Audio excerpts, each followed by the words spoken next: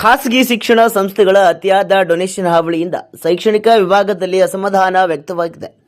ರೈತರ ಮತ್ತು ಬಡ ಮಕ್ಕಳ ಶಿಕ್ಷಣಕ್ಕೆ ಈ ಶಿಕ್ಷಣ ಸಂಸ್ಥೆಗಳ ಅತಿಯಾದ ಡೊನೇಷನ್ ಇಂದ ಮಕ್ಕಳಿಗೆ ಶಿಕ್ಷಣ ಕೊಡಿಸಲು ಕಷ್ಟ ಸಾಧ್ಯ ಇರುವುದರಿಂದ ಈ ಹೊರೆಯನ್ನ ತಪ್ಪಿಸಲು ರೈತ ಸಂಘಟನೆಗಳು ಮತ್ತು ವಿವಿಧ ಕನ್ನಡ ಪರ ಸಂಘಟನೆಗಳು ಹಾಗೂ ಅಂಗನವಾಡಿ ಕಾರ್ಯಕರ್ತರ ಒಕ್ಕೂಟಗಳು ಸೇರಿ ಇಂದು ಪತ್ರಿಕಾಗೋಷ್ಠಿ ನಡೆಸಿದ್ದು, ಸೋಮವಾರ ಖಾಸಗಿ ಶಿಕ್ಷಣ ಸಂಸ್ಥೆಗಳ ಜೊತೆಗೆ ತಹಸೀಲ್ದಾರ್ ನೇತೃತ್ವದಲ್ಲಿ ಡೊನೇಷನ್ ವಿಚಾರವಾಗಿ ಸಭೆಯನ್ನ ಕರೆಯಲಾಗಿದೆ ಎಂದು ತಿಳಿಸಿದರು. Bureau report, news pulse, Ranebennur.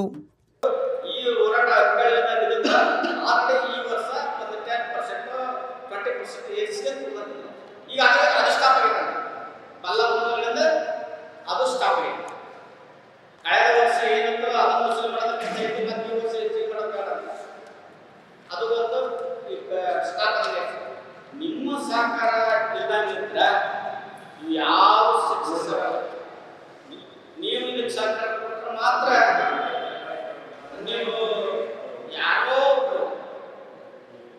ಖಾಸಗಿ ಶಿಕ್ಷಣ ಸಂಸ್ಥೆ ಪರವಾಗಿ ಪರಿಸ್ಥಿತಿ ಎಲ್ಲಿ ಉಂಟಂದ್ರೆ ಬೇರೆ ಅವಲಂಬಿತ. ಹೌದ್ರೆ ಈಗ ನಮ್ಮ ಈ ಹೋರಾಟಗಾರಗಳನ್ನ ನಾವು ಎಷ್ಟು ಸೂಚಿಸಿ ಹೊರಗೆ ಕಾದೇವೆ ಅಂದ್ರೆ ಜೋರಾಗಿ ಕೇಕೆ ಹೊಡೆದು ಅಲ್ಲಿ ಖಾಸಗಿ ಸಂಸ್ಥೆ ಕೂಡ ಮಿಂಗಲ್ ಆಗಂತ ಅವ್ರು ಹೊರ ಇಟ್ಕೊಂಡು ಚೆಂಡ ತೆಗಿತಾರೆ ಅಂತೇಳಿ. ಆದರೂ ಅವರು ಖಾಸಗಿ ಸಂಸ್ಥೆ ಇದು ಪ್ರಾರಂಭ ಆದ್ಮೇಲೆ ಅವರು ನಮ್ಮ ಕೂಡ ಮಿಂಗಲ್ ಆಗಿ ಭಾಳ ಪ್ರಯತ್ನ ಮಾಡಿದ್ರು. ನಾವು ಆ ಹೋರಾಟ ಕೊಡ್ತಾರೆ ಬೇಡ ಅಂತೇಳಿ ಸ್ವಚ್ಛವಾಗಿ ಹೇಳಿದ್ರು. ಅದು ಮುಂದಿನ ಬಂದು ಯಾರು ಏನಂತ ಈ ಹೋರಾಟ ನೀವು ಬರಲ್ಲ. ಹಂಗಾಗಿ ನಾವು ಸ್ವಚ್ಛ ಮನಸ್ಸಿಂದ ಶುದ್ಧವಾಗಿ ಹೋರಾಟ ಮಾಡಬೇಕಂತೇಳಿ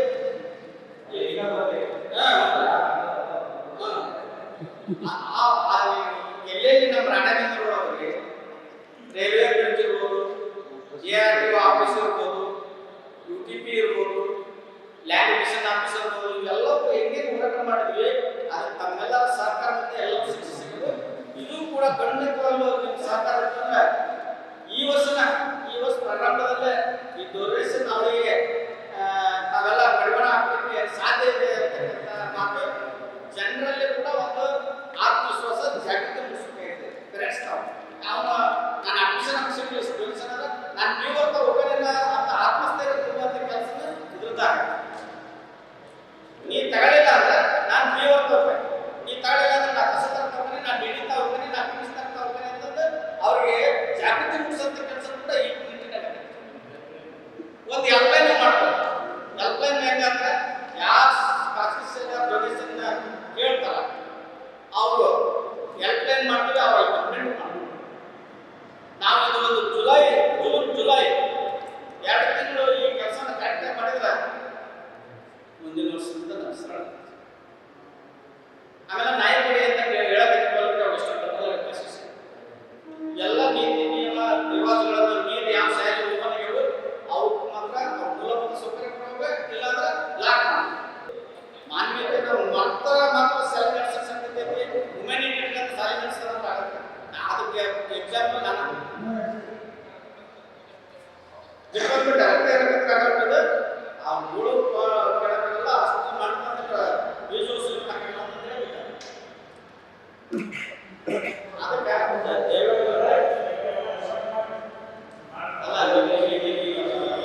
ಬಾಗಿಲು ವಾಣಿಜ್ಯ ನಗರಿ ರಾಣೆಬೆನ್ನೂರಿನಲ್ಲಿ ಈ ಖಾಸಗಿ ಶಿಕ್ಷಣ ಸಂಸ್ಥೆಯವರಿಂದ ಡೊನೇಷನ್ ಹಾವಳಿ ಮಿತಿ ಮೀರಿದೆ. ಈ ಡೊನೇಷನ್ ಹಾವಳಿಗೆ ಕಡಿವಾಣ ಹಾಕಬೇಕು ಅಂತ ಹೇಳಿ ನಾವು ಕ್ಷೇತ್ರ ಶಿಕ್ಷಣಾಧಿಕಾರಿಗಳಿಗೆ ಕಳೆದ ವಾರ ನಗರದ ಮಧ್ಯಭಾಗ ಪೋಸ್ಟ್ ಸರ್ಕಲ್ನಲ್ಲಿ ಪ್ರತಿಭಟನೆ ಮಾಡಿ ಮನವಿ ಕೊಟ್ಟ ಹಿನ್ನೆಲೆಯಲ್ಲಿ ಮತ್ತು ಅದನ್ನು ನಾವು ಫಾಲೋಅಪ್ ಮಾಡಿದ್ವಿ. ಮನವಿ ಕೊಟ್ಟು ಕೈ ಬಿಡಲಿಲ್ಲ. ಫಾಲೋಅಪ್ ಮಾಡಿದ ಮೇಲೆ ಕ್ಷೇತ್ರ ಶಿಕ್ಷಣಾಧಿಕಾರಿಗಳು ಇವತ್ತು ರಾಣೆಬೆನ್ನೂರಿನಲ್ಲಿರ್ತಕ್ಕಂಥ 80ಕ್ಕೂ ಹೆಚ್ಚು ಖಾಸಗಿ ಶಿಕ್ಷಣ ಸಂಸ್ಥೆಗಳ ಮುಖ್ಯಸ್ಥರಿಗೆ ತಕ್ಷಣವೇ ನೋಟಿಸ್ ಜಾರಿ ಮಾಡಿ ಮಾನ್ಯ ತಾಲೂಕು ದಂಡಾಧಿಕಾರಿಗಳ ಅಧ್ಯಕ್ಷತೆಯಲ್ಲಿ ನಾಳೆ ಸೋಮವಾರ 18ನೇ ತಾರೀಕು ಸೋಮವಾರ ದಿವಸ ರಾಣೆಬೆನ್ನೂರಿನ ತಾಲೂಕು ಪಂಚಾಯತಿ ಮೀಟಿಂಗ್ ಹಾಲಿನಲ್ಲಿ ಸಭೆಯನ್ನು ಕರೆದಿದ್ದಾರೆ. ಈ ಸಭೆಗೆ ಎಲ್ಲ 84 ಖಾಸಗಿ ಶಾಲಾ ಶಿಕ್ಷಣ ಸಂಸ್ಥೆಯ ಮುಖ್ಯಸ್ಥರು, ಹೋರಾಟಗಾರರು, ತಾಲೂಕಾ ಮಟ್ಟದ ಶಿಕ್ಷಣ ಇಲಾಖೆಯ ಅಧಿಕಾರಿಗಳು ಆಗಮಿಸ್ತಾರೆ. ನಾವು ಕೂಡ ಈ ಸಂಘಟನೆಗಳು ನಮ್ಮ ಕರ್ನಾಟಕ ವಿದ್ಯಾರ್ಥಿ ವಿಕಾಸ ಪರಿಷತ್ತು, ಕರ್ನಾಟಕ ರಾಜ್ಯ ರೈತ ಸಂಘ, ರೈತ ಮಹಿಳಾ ಘಟಕ, ಸ್ವಾಭಿಮಾನಿ ಕರ್ನಾಟಕ ರಕ್ಷಣಾ ವೇದಿಕೆ, ಆಟೋ ಚಾಲಕ ಮಾಲಕರ ಒಕ್ಕೂಟ ಮತ್ತು ಪ್ರಜ್ಞಾವಂತ ನಾಗರಿಕರ ವೇದಿಕೆ, ಕನ್ನಡ ಪರ ರೈತ ಪರ ಸಂಘಟನೆಗಳ ಪರವಾಗಿ ಅವತ್ತು ನಾವು ಅಹವಾಲನ್ನು ಇಡ್ತಕ್ಕಂಥ ಕೆಲಸವನ್ನು ಮಾಡ್ತೀವಿ. ಶಿಕ್ಷಣ ಇಲಾಖೆಯ ನಿಯಮಗಳ ಪ್ರಕಾರ ಏನು ಖಾಸಗಿ ಸಂಸ್ಥೆಯವರು ಡೊನೇಷನ್ನ ಹೆಚ್ಚಿಗೆ ಭರಣ ಮಾಡಿದರೆ ಅವ್ರ ಮೇಲೆ ಕ್ರಿಮಿನಲ್ ಕೇಸನ್ನು ಮೊಕದ್ದಮೆ. ಈ ಹೋರಾಟ ಪ್ರಾರಂಭ ಆಗೋ ಕಾರಣ ಇಷ್ಟೇ. ಇವತ್ತು ಏನು ಕೇಂದ್ರ ಮತ್ತು ರಾಜ್ಯ ಸರ್ಕಾರಗಳ ಶಿಕ್ಷಣ ನೀತಿಗಳದಾವಲ್ಲ, ಅವಷ್ಟು ಖಾಸಗಿ ಶಿಕ್ಷಣ ಸಂಸ್ಥೆಗಳ ಪರವಾಗಿ ಅದಾವೆ. ಯಾಕಂದ್ರೆ ಖಾಸಗಿ ಶಿಕ್ಷಣ ಸಂಸ್ಥೆಗಳು ಯಾರೂ ಬಡವರು ಅಲ್ಲ, ರೈತರು ಅಲ್ಲ, ದೊಡ್ಡ ದೊಡ್ಡ ಚುನಾಯಿತ ಪ್ರತಿನಿಧಿಗಳೇ ಸಂಸ್ಥೆಗಳು ಹೆಚ್ಚಿಗೆ ಇರೋದ್ರಿಂದ ಅವ್ರಿಗೆ ಅನುಕೂಲ ಆಗ್ತಕ್ಕಂಥ ಕಾನೂನುಗಳನ್ನು ಶಿಕ್ಷಣ ಇಲಾಖೆಯಲ್ಲಿ ತಂದಿದ್ದರಿಂದ ಇವತ್ತು ಅನಿವಾರ್ಯವಾಗಿ ಒಂದು ಕಡೆಗೆ ಸರ್ಕಾರಿ ಶಾಲೆಗಳಿಗೆ ಕೊಡ್ತಕ್ಕಂಥ ಅನುದಾನ ಮೂಲಭೂತ ಸೌಕರ್ಯಗಳನ್ನು ಹಿನ್ನಡೆ ಮಾಡಿದ್ದು, ಪ್ರೈಮರಿ ಶಿಕ್ಷಕರು ತುಂಬದೇ ಇರೋದು, ಅಂಗನವಾಡಿ ಕೇಂದ್ರಗಳಿಗೆ ಮೂಲ ಸೌಕರ್ಯ ಕೊಡದೇ ಇರೋದ್ರಿಂದ ಇವತ್ತು ಪಾಲಕರಲ್ಲಿ ಏನು ಬಂದಿದೆ ಅಂದರೆ ನನ್ನ ಮಕ್ಕಳಿಗೆ ಒಳ್ಳೆಯ ಶಿಕ್ಷಣ ಕೊಡಿಸ್ಬೇಕನ್ನಂಥ ಒಂದು ಬಂದಿದ್ದರಿಂದ ಇವತ್ತು ಅವರು ಏನೇ ಮಾಡಿದ್ರು ಸಾಲ ಮಾಡು, ಬಂಗಾರ ಒತ್ತಿಟ್ಟು ಮಾರು, ನನ್ನ ಮಕ್ಕಳಿಗೆ ಖಾಸಗಿ ಶಾಲೆಗೆ ಕಳಿಸ್ಕೊಂಡು ವಾತಾವರಣ ನಿರ್ಮಾಣ ಮಾಡಲಿಕ್ಕೆ ಕೇಂದ್ರ ಮತ್ತು ರಾಜ್ಯ ಸರ್ಕಾರನೇ ಕಾರಣ. ಈ ಹಿನ್ನೆಲೆ ಒಳಗೆ ಸ್ಪಷ್ಟವಾಗಿ ಹೇಳ್ತೇವೆ ನಾವು, ಈಗಾಗಲೇ ಅಂಗನವಾಡಿ ಮಕ್ಕಳ ಸಂಖ್ಯೆ ಕಡಿಮೆ ಆಗುವಂಥದ್ದು. ಈ ಸಲ 26-27 ಸಾಲಿನಲ್ಲಿ ಏನು ಶಿಕ್ಷಣ ನೀತಿ ತಮ್ಮಂದರ ಇವತ್ತು ಅಂಗನವಾಡಿ ICDS ಯೋಜನೆ 3 ರಿಂದ 6 ವರ್ಷ ಅಂಗನವಾಡಿಯಲ್ಲಿ ಕಲಿಬೇಕು ಅಂತಿತ್ತು. ಬಹುಶಃ ಶಿಕ್ಷಣ ಮಂತ್ರಿ ಗೋವಿಂದ ಗೌಡರು ಒಂದು ವಿಚಾರ ಮಾಡಿದರು, 3 ರಿಂದ 6 ವರ್ಷ ಮಕ್ಕಳು ಅಂಗನವಾಡಿಯಲ್ಲಿ ಕಲಿತು ಸರ್ಟಿಫಿಕೇಟ್ ತೊಗೊಂಡು ಪ್ರೈಮರಿಗೆ ಅಡ್ಮಿಷನ್ ಹೋದ್ರೆ ಮಾತ್ರ ಆಕೈತಿ ಅಂತಂದ್ರೆ, ಈ LKG UKG ಖಾಸಗಿ ಶಿಕ್ಷಣ ಯಾಕೆ ಮಾಡ್ಯಾವಂದ್ರೆ ಒಂದನೇತಕ್ಕೆ ನಮ್ಮ ಹುಡುಗರು ಸಿಕ್ಬಿಡ್ತಾವು. LKG UKG UKG ಮುಗಿಸಿದ್ರೆ ಆರಂಭದಿಂದ ನಮ್ಮ ಹುಡುಗರು ಎಲ್ಲಿ ಹೋಗಲ್ಲ ಅನ್ನೋ ಉದ್ದೇಶ ಇಟ್ಕೊಂಡು ಇವತ್ತು LKG UKG ಕೂಡ ಅಂಗನವಾಡಿ ಕೂಡ ಮೂಲ ಗುಂಪು ಮಾಡಕ್ಕಂತಾರೆ ಸರ್ಕಾರಗಳು. ಅದಕ್ಕೆ ನಾವು ಈಗೇನು ರವೀಂದ್ರ ಗೌಡರು ಪಾಟೀಲ್ರವರು ಒಂದು ಒಳ್ಳೆಯ ವಿಷಯ ತಗೊಂಡು ಇದು ಜಿಲ್ಲೆಯಾದ್ಯಂತ ಹೋರಾಟವನ್ನು ನಾವು ಶಕ್ತಿ ಕೊಡ್ತೀವಿ. ಅದೇ ರಾಣೆಬೆನ್ನೂರು ತಾಲೂಕಿನಲ್ಲಿ ಅವರು ಏನೇ ಹೋರಾಟ ನಡೆಸಿದ್ರು ನಮ್ಮ ಅಂಗನವಾಡಿ ಯೂನಿಯನ್ನು ಮತ್ತು ಬಿಸಿ ಊಟ ಯೂನಿಯನ್ ಕೂಡ ಸಂಪೂರ್ಣವಾಗಿ ಅವರು ಬೆಂಬಲಿಗೆ ನಿಲ್ತೇವೆ ಅಂತ ಹೇಳ್ತಾ ನಾನು ಹೇಳ್ತೇನೆ. ಹೊನ್ನಪ್ಪ ಮರೆಯಮ್ಮನವರು, ರಾಜ್ಯಾಧ್ಯಕ್ಷರು ಅಂಗನವಾಡಿ ಯೂನಿಯನ್. ಈಗಾಗಲೇ ಸೋಮವಾರ ದಿವಸ ಏನು ಶಿಕ್ಷಣ ಇಲಾಖೆ ಎಲ್ಲ ಖಾಸಗಿ ಸಂಸ್ಥೆಗಳನ್ನು ಸಭೆ ಕರೆದಿದ್ದಾರೆ. ಆ ಖಾಸಗಿ ಸಭೆಯ ಏನು ನಾವು ನಮ್ಮ ನೇತೃತ್ವದಲ್ಲಿ ಏನಂದ್ರೆ ರವೀಂದ್ರ ಗೌಡ ಪಾಟೀಲ್ ನೇತೃತ್ವದಲ್ಲಿ ಏನು ಮೊನ್ನೆ ಹೋದ ವಾರ ಕೊಟ್ಟಂಥ ಮನವಿ ಪತ್ರಿಕೆ ಸ್ಪಂದಿಸಿ ಆ ಹೋರಾಟದ ಮೂಲಕ ಕರೆದಿದ್ದಾರೆ. ನಾವು ಖಾಸಗಿ ಶಾಲೆಗಳ ಬಗ್ಗೆ ಈಗಾಗಲೇ ಹಿಂದೆ ಸಾಕಷ್ಟು ಮನವಿಗಳು ಕೊಟ್ಟರು ಕೂಡ ಆ ಖಾಸಗಿ ಶಾಲೆಯಲ್ಲಿ ನಡೀತಕ್ಕಂಥ ಅವ್ಯವಹಾರಗಳ ಬಗ್ಗೆ ಇವತ್ತಿಗೂ ತನಿಖೆ ಆಗಿಲ್ಲ. ಒಬ್ಬ 1ನೇ ಕ್ಲಾಸಿಂದ ಹಿಡಿದು 10ನೇ ಕ್ಲಾಸ್ ಮಾಡಿರ್ತಕ್ಕಂಥ ಖಾಸಗಿ ಸಂಸ್ಥೆಯವರು ಅಲ್ಲಿರ್ತಕ್ಕಂಥ ಬಸ್ಗಳು ಎಷ್ಟು ಕಾಲೇಜ್ ಆ ಸ್ಕೂಲಿಗೆ ಬಸ್ಗಳು ಎಷ್ಟಿದ್ದಾವೆ. ನಾವು ಒಂದು ಸ್ಕೂಲಲ್ಲಿ 40 ಮಕ್ಕಳು ಇರಬೇಕಂತ ನಮ್ಮದು ಸರ್ಕಾರದ ನಿಯಮಗಳಿದ್ದರೆ ಅಲ್ಲಿ 40ಕ್ಕಿಂತ ಹೆಚ್ಚು ಮಕ್ಕಳುಗಳನ್ನು ಒಂದೇ ಸ್ಕೂಲಲ್ಲಿ ಒಂದು ಕ್ಲಾಸಲ್ಲಿ ಹಾಕ್ತಾ ಇದ್ದಾರೆ. ಅದನ್ನು ನಾವು ಕೂಡ ದೂರು ಕೊಟ್ಟಿದ್ದೇವೆ. ಅದಾದಮೇಲೆ ಸ್ಕೂಲ್ ಸ್ಟಾರ್ಟಿಂಗ್ ಟೈಮ್ನಲ್ಲೇ ಬಸ್ ಏನು ಎಲ್ಲೆಲ್ಲಿ ನಿಲ್ದಾಣಗಳು ಮಾಡಿದ್ರೆ ಒಂದು ಬಸ್ಸಲ್ಲಿ 50 ಜನರಿಂದ 55 ಜನರ ಒಳಗಡೆ ಹಿಡಿಯುವಂಥ ಜಾಗ, ಅದರಲ್ಲಿ 60 ರಿಂದ 70 ಮಕ್ಕಳನ್ನು ಹಾಕ್ಕೊಂಡು ಬಸ್ಗಳನ್ನು ಖಾಸಗಿ ಸಂಸ್ಥೆಯವರು ದುರುಪಯೋಗ ಪಡಿಸಂಥದ್ದು.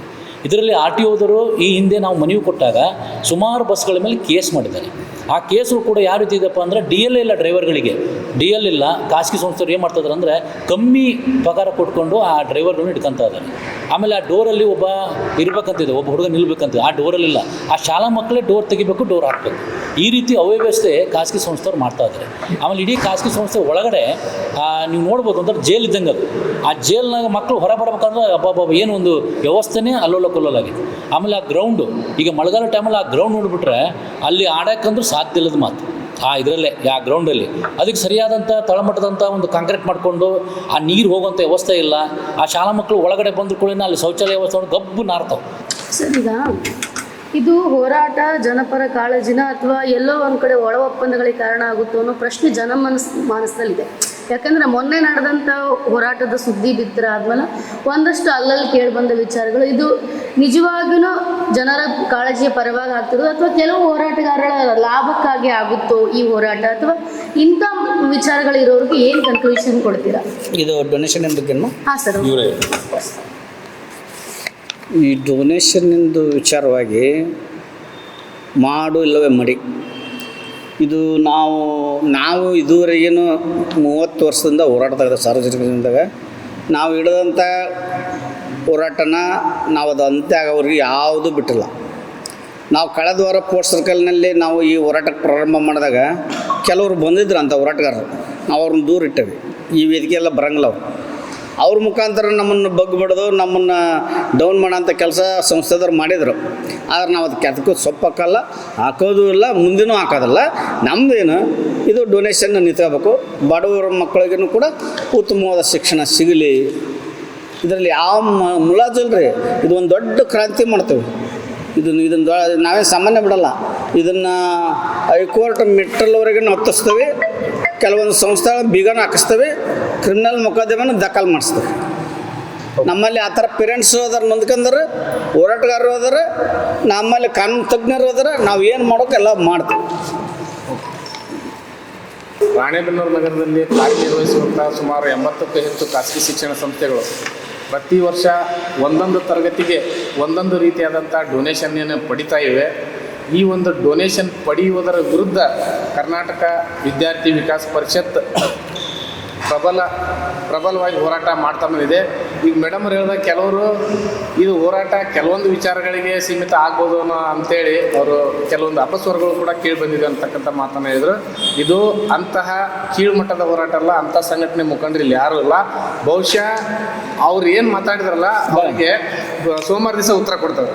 ಒಂದು ವೇಳೆ ಅವ್ರ ಅನುಮಾನ ನಿಜ ಆಗೋದಾಗಿದ್ರೆ ಇವತ್ತಿನ ಪ್ರೆಸ್ ಮೀಟ್ ಕರೆಯಂತ ಹಾಗಾಗಿ ಬಡ ಮಕ್ಕಳಿಗೆ ಕನಿಷ್ಠ ದರದೊಳಗೆ ಒಳ್ಳೆ ಉತ್ತಮವಾದಂತಹ ಶಿಕ್ಷಣಗಳು ಸಿಗಬೇಕು. ಯಾವ ಮಕ್ಕಳು ಯಾವ್ದಾವ್ದು ರಾಣೆಬೆನ್ನೂರಲ್ಲಿ ಶಿಕ್ಷಣ ಸಂಸ್ಥೆಗಳು ಏನು ನಾಮಫಲಕಗಳನ್ನು ಹಾಕೊಂಡಿದ್ದಾರೆ, ಎಲ್ಲ ಶಾಲೆಗಳು ಕೂಡ, ಎಲ್ಲ ಖಾಸಗಿ ಶಿಕ್ಷಣ ಸಂಸ್ಥೆ ಕೂಡ ಒಂದೇ ಥರನಾದಂಥ ದರವನ್ನು ನಿಗದಿಪಡಿಸ್ಬೇಕು ಅಂತೇಳಿ ನಾವು ನಿತ್ಯ ನಿರಂತರ ಹೋರಾಟವನ್ನು ಮಾಡ್ತಾಯಿದ್ದೀವಿ. ಈ ಹೋರಾಟದ ಅಂಗವಾಗಿ ನಾಳೆ ಮಾನ್ಯ BO ಸಾಹೇಬರು ಮಾನ್ಯ ತಹಸೀಲ್ದಾರ್ ಅವರ ಅಧ್ಯಕ್ಷತೆಯಲ್ಲಿ 18/5/2026 ತಾಲೂಕು ಪಂಚಾಯತಿ ಸಭಾಂಗಣದೊಳಗೆ ಒಂದು ಎಲ್ಲ ಖಾಸಗಿ ಶಿಕ್ಷಣ ಸಂಸ್ಥೆಗಳ ಮುಖಂಡರಿಗೆ ನೋಟಿಸ್ ಜಾರಿ ಮಾಡಿ ಸಾರ್ವಜನಿಕವಾಗಿ ಬಹಿರಂಗ ಚರ್ಚೆಗೆ ಆಹ್ವಾನ ಮಾಡಿದ್ದಾರೆ. ಅಲ್ಲಿ ಕೂಡ ಅವರು ಏನು ಜವಾಬ್ದಾರಿಯಿಂದ ನುಣುಚಿಕೊಳ್ಳುವಂಥ ಕೆಲಸ ಮಾಡಿದರೆ ಈ ಹೋರಾಟ ನಿಲ್ಲೋದಿಲ್ಲ. ಎಲ್ಲ ರಾಣೆಬೆನ್ನೂರು ತಾಲೂಕಿನಲ್ಲಿ ಕಾರ್ಯನಿರ್ವಹಣೆ ಮಾಡುವಂಥ ಎಲ್ಲ ಖಾಸಗಿ ಶಿಕ್ಷಣ ಸಂಸ್ಥೆಗಳು ಒಂದೇ ಥರನಾದಂಥ ದರವನ್ನು ನಿಗದಿಪಡಿಸೋವರೆಗೂ ಈ ಹೋರಾಟ ನಿಲ್ಲೋದಿಲ್ಲ ಅಂತಕ್ಕಂಥ ಮಾತನ್ನು ಮಾಧ್ಯಮದ ಮುಖಾಂತರ ಕರ್ನಾಟಕ ರಾಜ್ಯ ವಿದ್ಯಾರ್ಥಿ ವಿಕಾಸ ಪರಿಷತ್ ಎಚ್ಚರಿಕೆಯನ್ನು ನೀಡ್ತದೆ. BO ಮುಖಾಂತರ ಎಲ್ಲರಿಗೆ ಶಿಕ್ಷಣ ಖಾಸಗಿ ಸಂಸ್ಥೆಯವರಿಗೆ ನೋಟಿಸ್ ಮುಖಾಂತರ ಒಂದು ಸಭೆ ಕರೆದಿದ್ದಾರೆ. ನಾವು ಈ ಮಾಧ್ಯಮ ಮುಖಾಂತರ ಹೇಳೋದೇನೆಂದರೆ BO ಸರ್ಗೆ ಮತ್ತು ಖಾಸಗಿ ಶಿಕ್ಷಣವನ್ನು ನಡೆಸುವಂಥ ಓನರ್ಗಳಿಗೆ ಅವತ್ತು ಸೋಮವಾರ ದಿನ ನೀವು ಕಾಟಾಚಾರಕ್ಕೆ ಒಂದು ಪ್ಯೂನ್ ಕಳಿಸೋದು, ಬೇರೆಯನ್ನು ಕಳಿಸಿದ್ರೆ ಸೂಕ್ತ ಆದಂಥ ರೀತಿ ಅಲ್ಲ. ಏನು ಅದಕ್ಕೆ ಸಂಬಂಧಪಟ್ಟಂಥ ಮುಖ್ಯಸ್ಥರದಾರಲ್ಲ ಅವರೇ ಬರಬೇಕು. ಅವ್ರು ಏನಾದರೂ ಬರಲಿಲ್ಲ ಅಂತಂದರೆ ಮತ್ತು ಹೋರಾಟಗಾರರಿಗೆ ಅಗೌರವ ಮಾಡಿದಂಗೆ ಮುಂದಿನ ಎಚ್ಚರಿಕೆನ ಅವರು ಅದನ್ನು ಪಡಿಬೇಕಾಗತ್ತೆ. ನಾನು ಈ ಮಾಧ್ಯಮ ಮುಖಾಂತರ ಒಂದೇ ಹೇಳೋದು, ರೈತ ಆತ್ಮಹತ್ಯಕ್ಕಂತೂ ಹೆಚ್ಚು ಮುಂದೆ ಶಿಕ್ಷಣ ಕಲಿಸಿದಂಥ ತಾಯಿ ತಂದೆಗಳು ಈಗಾಗಲೇ ಆತ್ಮಹತ್ಯೆಗಳು ಆಗಕಚ್ಚವು. ಯಾಕಪ್ಪ ಅಂತಂದ್ರೆ ಗುಣಮಟ್ಟ ಶಿಕ್ಷಣ ಖಾಸಗಿಗೆ ಹೋಗ್ತದೆ ಅಂತ ಎಲ್ಲರ ತಲೆಗೆ ಬಂದ್ಬಿಡತಿ. ಅದಕ್ಕೆ ನಾನು ಈ ಮಾಧ್ಯಮ ಮುಖಾಂತರ ಹೇಳೋದೇನಂತಂದರೆ, ಇಲ್ಲಿ ಹೋರಾಟಗಾರರು ಅಷ್ಟೇ ಮಕ್ಕಳಲ್ಲ, ಇದು ಉತ್ತರ ಕರ್ನಾಟಕ ಹೆಬ್ಬಾಗಲು ರಾಣೆಬೆನ್ನೂರದ ಇಡೀ ರಾಜ್ಯಕ್ಕೆ ಇದು ಒಂದು ಪಾಠ ಆಗಬೇಕು. ಅದಕ್ಕೆ ನಾನು ಈ ಮಾಧ್ಯಮ ಮುಖಾಂತರ ಮತ್ತೊಮ್ಮೆ ಹೇಳ್ತಾ ಇದ್ದೇನೆ, ಆ ಖಾಸಗಿ ಶಿಕ್ಷಣ ನಡೆಸುವಂಥ ಉದ್ಯಮಿಗಳಿಗೆ ತಾವು ಏನು ಮುಖ್ಯಸ್ಥರಲ್ಲ ಕಳಿಸಿ ಈ ದೇಶದೊಳಗೆ ಅಕ್ಷರ ಉಳಿಬೇಕು, ಜ್ಞಾನ ಉಳಿಬೇಕು ಅಂತಂದರೆ ಈ ಸಂಘಟನೆಯಲ್ಲಿ ಭಾಗವಹಿಸಿ ಏನು ನಾವು ತಿಳುವಳಿಕೆ ಹೇಳ್ತಿದ್ದೇವೆ, ಏನು ನಿಮಗೆ ಲಾಭ ಇಲ್ದನ ಶಿಕ್ಷಣ ನಡೆಸಬೇಡ್ರಿ ಅಂತ ಹೇಳೋದಿಲ್ಲ, ಲಾಭದಾಯಕ ಒಳಗೆ ಕಡಿಮೆ ಮಾಡಿ ಈ ರಾಣೆಬೆನ್ನೂರು ತಾಲೂಕು ಮತ್ತು ಹಾವೇರಿ ಜಿಲ್ಲೆ ಇಡೀ ಕರ್ನಾಟಕವನ್ನು ವಿದ್ಯೆ ಮಾಡಬೇಕಂತ ನಾನು ಮನವಿ ಮಾಡ್ತಿರ್ತೀನಿ.